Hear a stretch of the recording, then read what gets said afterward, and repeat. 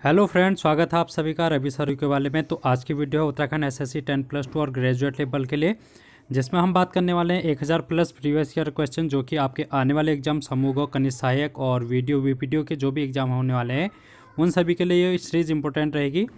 तो इसमें से जो भी क्वेश्चन मैं आपको डिस्कस करूँगा, ये क्वेश्चन आए हुए क्वेश्चन है और इनके आने की संभावना आपके एग्जाम में ज़्यादा से ज़्यादा बनती है। तो इस सीरीज़ को आप फॉलो कीजिएगा और इस को ज़रूर देखिएगा और अपने साथियों को इसको शेयर ज़रूर कर लेना। तो इससे पहले यहाँ पर हमने 16 क्लास इसकी ले ली गई है, जिस पर कि लगभग आधे से ज़्यादा क्वेश्चन हो चुके हैं और आज हम 17th क्लास को डिस्कस करेंगे। तो चलिए शुरू करते हैं। यहाँ पर देखते हैं किस तरीके से क्वेश्चन है जो कि आपके एग्जाम में पूछे जा सकते हैं। पहला क्वेश्चन आपके सामने है, घर का रास्ता पुस्तक के लेखक हैं।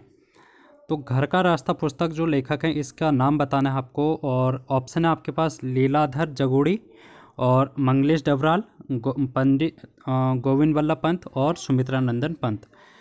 तो जो घर का रास्ता पुस्तक है इसके जो राइटर हैं उनका नाम है मंगलेश डबराल, और ये इसके सही आंसर होगा जो कि घर के रास्ता पुस्तक के लेखक हैं। इसके अलावा जो मंगलेश डबराल हैं ये उत्तराखंड के रहने वाले, टिहरी गढ़वाल जो जनपद है हमारा, वहाँ के रहने वाले हैं, और ये एक कवि भी हैं, संपादक भी रहे हैं और ये साहित्यकार भी हैं साथ में। और इनके यहाँ पर आप देखेंगे एक अन्य किताब भी है, जैसे कि काव्य संग्रह जिसको बोलते हैं हम, पहाड़ पर लालटेन। तो आपको पहाड़ पर लालटेन भी याद रखना है जो कि मंगलेश डबराल की है, और घर का रास्ता हो गया एक, और एक अन्य है हम जो देखते हैं। ठीक है, हम जो देखते हैं। तो ये कुछ इम्पोर्टेंट इनके रचनाएँ हैं जो कि आपको एग्जाम में पूछी जा सकती हैं मंगलेश डबराल से लेकर। तो अगला क्वेश्चन हम देखते हैं यहाँ पर, उत्तराखंड के कुछ क्षेत्रों में महिलाओं द्वारा मनाया जाने वाला त्यौहार जिसको हम आठू उत्सव बोलते हैं, उसमें किस देवी देवताओं की पूजा की जाती है। तो आठू महोत्सव में किस देवी देवताओं की पूजा की जाती है जो कि उत्तराखंड की महिलाओं के द्वारा यहाँ पर मनाया जाता है। तो इसमें आपको ऑप्शन जो मिलेगा वो मिलेगा शिव और पार्वती का। तो ऑप्शन ए इसका राइट आंसर हो जाएगा। अगला क्वेश्चन है थर्ड क्वेश्चन, और ये क्वेश्चन है, नयनसार नाम से जाना जाता है। तो नयनसार नाम से किसको जाना जाता है। लाखामंडल हो गया आपका option A, option B Nainital, option C Baijnath और ऑप्शन डी जागेश्वर। तो नयनसार नाम से यहाँ पर नैनीताल को जाना जाता है। ऐसा माना जाता है कि जो भगवान शिव हैं उन वहाँ पर जब वो सती की यहाँ पर से एक डेड बॉडी ले जा रहे थे, यानी कि जब मृत शरीर को ले जा रहे थे, तो उनका यहाँ पर आँख गिर गई थी, यानी कि नयन उनका यहाँ पर गिर गया था। तो जिस वजह से यहाँ पर नैनीताल का यहाँ पर निर्माण हुआ, नैनीताल की झील का। तो उसी के नाम से इसको नयनसार के नाम से भी जाना जाता है। अगला क्वेश्चन, उस स्वतंत्रता सेनानी का नाम क्या है जो चंद्रशेखर के साथ भी रहा, जिसके साथ चंद्रशेखर आज़ाद दुगड्डा भी आए थे। तो उस स्वतंत्रता सेनानी का नाम उत्तराखंड से रिलेटेड बताना है जो कि चंद्रशेखर आज़ाद के साथ यहाँ पर दुगड्डा आए थे। तो ऑप्शन है आपके पास चंद्र सिंह गढ़वाली, श्रीदेव सुमन, भवानी सिंह रावत या फिर नागेंद्र सकलानी। तो ऑप्शन हो जाएगा आपका भवानी सिंह रावत, और ये भवानी सिंह रावत जो थे चंद्रशेखर आज़ाद के साथ यहाँ पर दुगड्डा के जंगलों पर यहाँ पर इनको यहाँ पर आए थे। ठीक है, और जो ये दुगड्डा है ये आपको देखने को मिलेगा पौड़ी गढ़वाल ज़िले में। और जो ये दुगड्डा है शिव प्रसाद डबराल जो आपके चारण नाम से प्रसिद्ध हैं, उनका ये क्या है, एक साधना स्थल रहा है। और जयानंद भारती का भी एक कर्म स्थली के रूप में जानी जाती है जो कि दुगड्डा है। तो यहाँ से कुछ भी क्वेश्चन दुगड्डा से आपसे पूछा जाएगा तो आप इसका आंसर कर सकते हैं। अगला क्वेश्चन आपके सामने है, फिफ्थ क्वेश्चन, निम्नलिखित में से कौन सा नगर उत्तर प्रदेश की ग्रीष्मकालीन राजधानी थी। तो उत्तर प्रदेश जब यहाँ पर उत्तराखंड का गठन नहीं हुआ था तो यहाँ पर उत्तरांचल जो है वो उत्तर प्रदेश का हिस्सा था। तो उस वक्त यहाँ पर जो उत्तर प्रदेश है उनकी जो ग्रीष्मकालीन राजधानी थी वो कहाँ पर बनी थी ये आपको बताना है। तो गर्मियों में वहाँ उनकी राजधानी थी नैनीताल, और नैनीताल में यहाँ पर आप देखेंगे जो कि हाई कोर्ट है वहाँ पर इनका क्या था, कार्यालय था।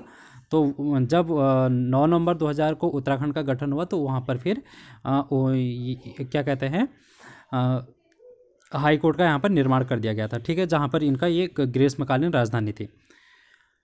अगला क्वेश्चन है, वीर केसरी चंद को कब फांसी दी गई। तो ऑप्शन है आपके पास 1945, 1946, 44 या फिर 47।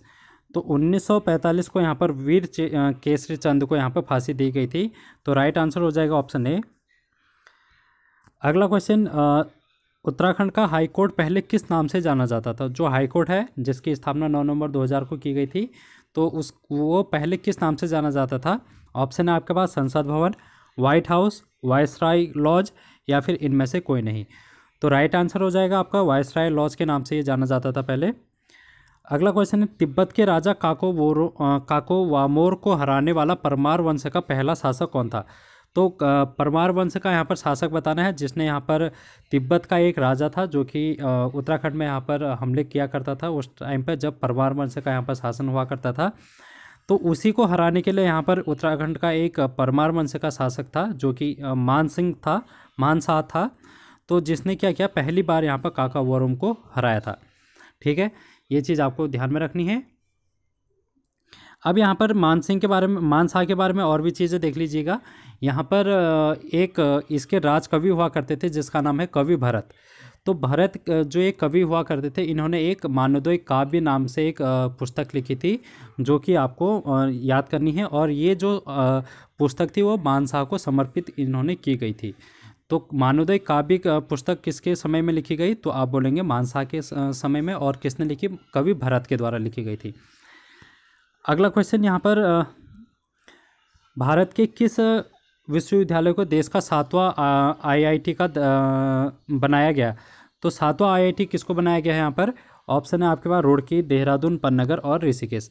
तो सभी को आंसर पता होगा, रुड़की यहाँ पर इसका राइट आंसर हो जाएगा, जो कि IIT के रूप में जाना गया, जो कि 7th IIT यहाँ पर उत्तराखंड का था।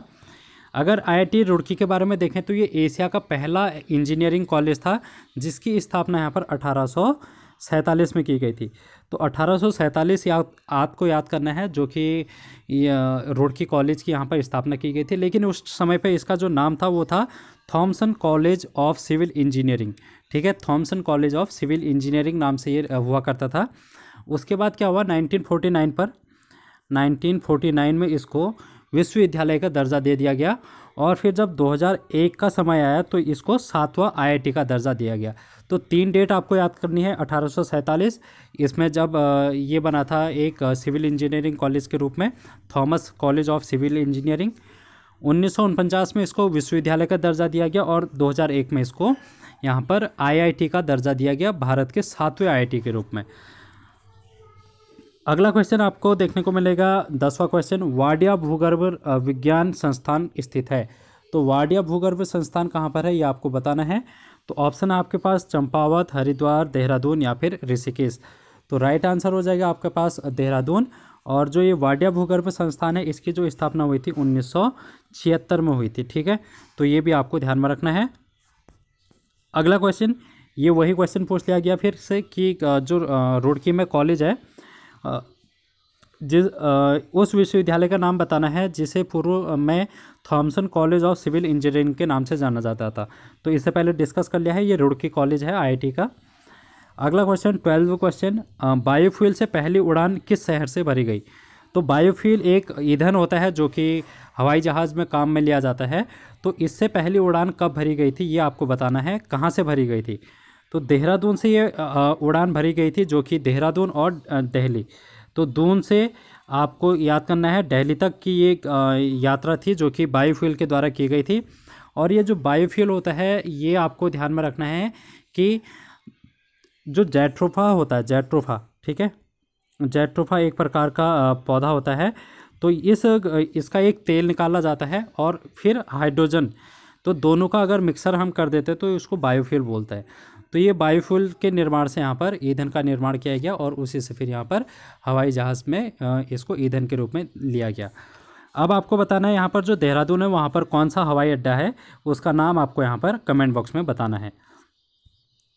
13वां क्वेश्चन, उत्तरांचल का प्रथम स्वतंत्रता संग्राम सेनानी माना जाता है।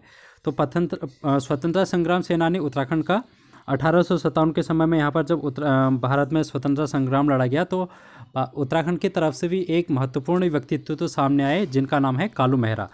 तो कालू मेहरा का यहाँ पर अगर आप निवास स्थान देखेंगे तो चंपावत का यहाँ पर बिसुंग गांव इनका निवास स्थान है। और ये जो कालू मेहरा हैं इन्होंने एक क्रांतिवीर नामक संगठन का यहाँ पर स्थापना भी की थी, जो कि 1857 में इन्होंने स्वतंत्रता संग्राम के रूप में अपनी भागीदारी दी थी। अगला क्वेश्चन, कुमाऊं का इतिहास ग्रंथ के लेखक कौन है? तो कुमाऊं का इतिहास आपको बताना है, किसने लिखा है? बद्रीदत्त पांडे और गोविंद बल्लभ पंत, हरिकृष्ण रतूड़ी या फिर मुकुंदी लाल। तो राइट आंसर आपके पास हो जाएगा बद्रीदत्त पांडे। और बद्रीदत्त पांडे को यहाँ पर आप देखेंगे कुमाऊं केसरी के नाम से भी जाना जाता है। तो कुमाऊं केसरी के नाम से किसको जाना जाता है? तो बद्रीदत्त पांडे को। ठीक है, अगला क्वेश्चन, गढ़वाल पेंटिंग के लेखक का नाम है। तो गढ़वाल पेंटिंग्स किसके ने लिखी है, ये आपको बताना है। हेमवंती नंदन बहुगुणा, शिव प्रसाद डबराल, हरिकृष्ण रतूड़ी या फिर मुकुंदी लाल।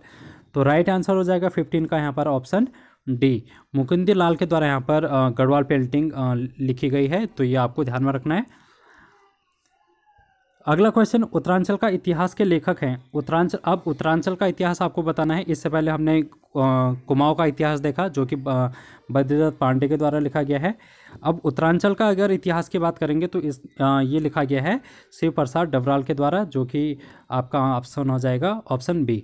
शिव प्रसाद डबराल को यहाँ पर चारण के नाम से भी जाना जाता है। तो इनका उपनाम है एक, जिसको चारण बोलते हैं। ठीक है, तो शिव प्रसाद डबराल चारण नाम से फेमस थे। अगला क्वेश्चन यहाँ पर आपको देखने को मिलेगा गढ़वाल का इतिहास। गढ़वाल का इतिहास नामक ग्रंथ के लेखक किसने लिखा है? हरिकृष्ण रतूड़ी, बैरिस्टर मुकुंदी लाल, शिव प्रसाद डबराल या फिर अनुसुईया प्रसाद। तो ऑप्शन ए इसका हो जाएगा, जो कि है हरिकृष्ण रतूड़ी के द्वारा लिखा गया है गढ़वाल का इतिहास। तो तीनों इतिहास आपको पता चल गए, कुमाऊं का इतिहास बद्रीदत्त पांडे, उत्तरांचल का इतिहास शिव प्रसाद डबराल चारण और गढ़वाल का इतिहास हरिकृष्ण रतूड़ी के द्वारा लिखा गया है। अगला क्वेश्चन, जोशीमठ में नरसिंह मंदिर का निर्माण किसने करवाया है? तो जोशीमठ कहाँ पर है ये पहले आपको बता देता हूँ मैं आपको। चमोली में ये जोशीमठ स्थित है। ठीक है, तो यहाँ पर एक नरसिंह मंदिर का निर्माण किसने कराया गया था, ये आपको बताना है। निम्बरदेव, भूदेव या फिर बसंत देव। तो ऑप्शन हो जाएगा आपके यहाँ पर बसंत देव ने यहाँ पर निर्माण किया था।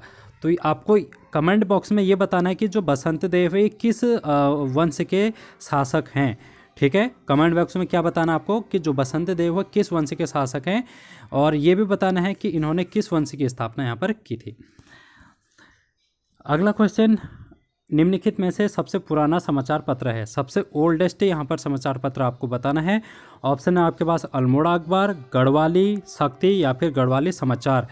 तो अल्मोड़ा अखबार यहाँ पर इसका राइट आंसर हो जाएगा 19वें का ए, जो कि आपको देखने को मिलेगा 1871 में इसको यहाँ पर संपादन किया गया था। 1871 आपको याद करना है, जो कि अल्मोड़ा अखबार से संबंधित है। अगला है यहाँ पर, निम्नलिखित में से सबसे पहले छपने वाला हिंदी समाचार पत्र कौन सा है? तो सबसे पुराना समाचार पत्र अल्मोड़ा अखबार। सबसे पहले छपने वाला हिंदी समाचार पत्र, तो तब आप बोलेंगे समय विनोद। तो समय विनोद जो कि है यहाँ पर 1868 में इसको यहाँ पर छापा गया था। तो ऑप्शन ए इसका राइट आंसर हो जाएगा। ठीक है, अगला क्वेश्चन है 21, उत्तरांचल का सबसे लाभदायक उद्योग माना जाता है। तो लाभदायक उद्योग जो कि सबसे ज़्यादा फेमस यहाँ पर उत्तराखंड में है, और ये इसका आपको आंसर बताना है। कागज़ उद्योग, जड़ी बूटी उद्योग, फल सब्जी उद्योग या फिर विद्युत उद्योग। तो राइट आंसर हो जाएगा आपका जड़ी बूटी उद्योग, ऑप्शन बी। नेक्स्ट क्वेश्चन है आपका, बिरथी जलप्रपात स्थित है। तो वाटरफॉल बताना है, जो कि बिरथी वाटरफॉल है कहाँ पर स्थित है? मसूरी, अल्मोड़ा, पिथौरागढ़ या फिर चमोली। तो राइट आंसर हो जाएगा ऑप्शन बी, पिथौरागढ़ में यहाँ पर जो बिरथी वाटरफॉल है वो स्थित है। और ये राज्य का सबसे ऊंचाई पर ऊंचा वाटरफॉल है, जिसकी ऊंचाई यहाँ पर 126 मीटर मानी गई है। ठीक है, 126 मीटर का ये बिरथी वाटरफॉल है, जो कि पिथौरागढ़ जिले में स्थित है। अगला क्वेश्चन, पंचेश्वर महादेव मंदिर कहाँ है, ये आपको बताना है। देहरादून, चंपावत और ऋषिकेश या फिर चक्राता। तो पंचेश्वर महादेव की अगर बात करेंगे तो ये ऑप्शन हो जाएगा 23 का ऑप्शन डी, चंपावत में। अगला क्वेश्चन, मसूरी से संबंधित नहीं है। तो मसूरी में कौन सा बाजार यहाँ पर नहीं है, ये आपको बताना है। पलटन बाजार, लंढौर बाजार, लाइब्रेरी बाजार या फिर कुलड़ी बाजार। तो पलटन बाज़ार यहाँ पर मसूरी में स्थित नहीं है, ये देहरादून में स्थित है। और बाकी जो बाज़ार हैं यहाँ पर ये आपको मसूरी में देखने को मिलेंगे। अगला क्वेश्चन 25, मनेरी भाली जल विद्युत इकाई स्थित है। मनेरी भाली जल विद्युत परियोजना कहाँ पर स्थित है, ये आपको बताना है। उत्तरकाशी, रुद्रप्रयाग, देहरादून या फिर चमोली। तो राइट आंसर हो जाएगा उत्तरकाशी। उत्तरकाशी में यहाँ पर मनेरी भाली जल विद्युत परियोजना चलाई जा रही है, जो कि आपको देखने को मिलेगी भागीरथी नदी के तट पर। भागीरथी नदी, ठीक है, भागीरथी नदी में ये देखने को मिलेगी। और ये जो परियोजना है, ये दो प्रकार की परियोजना यहाँ पर चलाई जा रही है। एक तो है 90 मेगावाट की परियोजना और दूसरी है 304 मेगावाट की परियोजना। तो दो परियोजनाओं के रूप में यहाँ पर मरीरी भाली परियोजना उत्तरकाशी के भागीरथी नदी पर बनाई जा रही है, चलाई जा रही है। अगला क्वेश्चन, बैकुंठ चतुर्दशी मेले का आयोजन स्थल है। बैकुंठ चतुर्दशी मेला कहाँ पर आयोजित किया जाता है? पौड़ी, चमोली, मसूरी या फिर श्रीनगर। तो ऑप्शन हो जाएगा आपका श्रीनगर पर। श्रीनगर आपको यहाँ पर राइट आंसर मिलेगा, जो कि आपको देखने को मिलेगा पौड़ी गढ़वाल में। ठीक है। अगला क्वेश्चन 27 है, राजभवन के बारे में बताना है, जो कि कहाँ पर स्थित है? इंग्लैंड के बर्मिंघम पैलेस की शैली में 1897 में निर्मित किया गया था। तो ये जो राजभवन है ये 1897 में निर्मित किया गया था और इसकी जो शैली थी वो बर्मिंघम पैलेस की शैली थी, जो कि इंग्लैंड की मानी जाती है। इसके अलावा यहाँ पर गॉथिक शैली भी इसको बोला जाता है। ठीक है, गॉथिक शैली। अगर आपसे क्वेश्चन पूछ लिया गया बर्मिंघम पैलेस की शैली ना देते हुए यहाँ पर गॉथिक शैली अगर दे देगा, तब भी आपका आंसर यही होगा कि राजभवन का निर्माण गॉथिक शैली में किया गया है 1897 में। और ये जो राजभवन स्थित है ये है आपका नैनीताल जिले में। ठीक है। अगला क्वेश्चन, आपको यहाँ पर 4 धाम के नाम दिए हैं, बद्रीनाथ, केदारनाथ, यमुनोत्री और गंगोत्री। इनकी यात्रा का क्रम आपको बताना है कि किस प्रकार से यहाँ पर पहले से दूसरा, तीसरा, चौथा, किस प्रकार से इनका यात्रा का क्रम माना जाता है। तो इसका जो राइट आंसर हो जाएगा ऑप्शन सी, पहले गंगोत्री, फिर यमुनोत्री, फिर केदारनाथ और फिर बद्रीनाथ। इस तरीके से इनकी यात्रा का क्रम माना जाता है। जो एक गंगोत्री और यमुनोत्री है ये आपको उत्तरकाशी जिले में देखने को मिलेगा। जो केदारनाथ है ये आपको रुद्रप्रयाग में देखने को मिलेगा और जो बद्रीनाथ है ये आपको चमोली जिले में देखने को मिलेगा। ठीक है, ये हो गए उत्तराखंड के 4 धाम। अगला क्वेश्चन है आपके पास 29, वन तुलसी की माला, कच्चे चने की दाल, नारियल व मिश्री को पूजन सामग्री के रूप में स्वीकार किस तीर्थ स्थल में किया जाता है। यानी कि जो ये जितने भी नाम मैंने बताए, तुलसी की माला हो गया, कच्चे चने की दाल, नारियल, मिश्री, ये पूजा सामग्री है और ये किस मंदिर में यहाँ पर चढ़ाई जाती है, तो ये आपको आंसर बताना है। तो इसका राइट आंसर हो जाएगा 29 का ऑप्शन डी, बद्रीनाथ के मंदिर में। ठीक है। अगला क्वेश्चन जो कि है आज का लास्ट क्वेश्चन, किच्छा का क्षेत्र का पुराना नाम क्या है? पुराना नाम यानी कि ओल्डेस्ट नेम ऑफ किच्छा, तो ये आपको बताना है। हरऊ, मोरध्वज, गोविसाण या फिर दरऊ। तो राइट आंसर हो जाएगा ऑप्शन बी, दरऊ नाम से यहाँ पर किच्छा को जाना जाता है। और यहाँ पर गोविसाण आपको पता है कि गोविसाण को यहाँ पर काशीपुर के नाम से जाना जाता है। जो कि ये मोरध्वज है, ये किसका पुराना नाम है, ये आपको कमेंट बॉक्स में इसका आंसर देना है। तो ठीक है, तो आज की वीडियो का अंतिम क्वेश्चन था ये। थैंक यू सो मच, और अगली वीडियो में फिर से लेके आऊँगा और इम्पोर्टेंट टॉपिक लेके। तब तक चैनल को सब्सक्राइब कर लेना, बेल आइकन को प्रेस कर लेना और वीडियो को शेयर कर लेना। Thank you.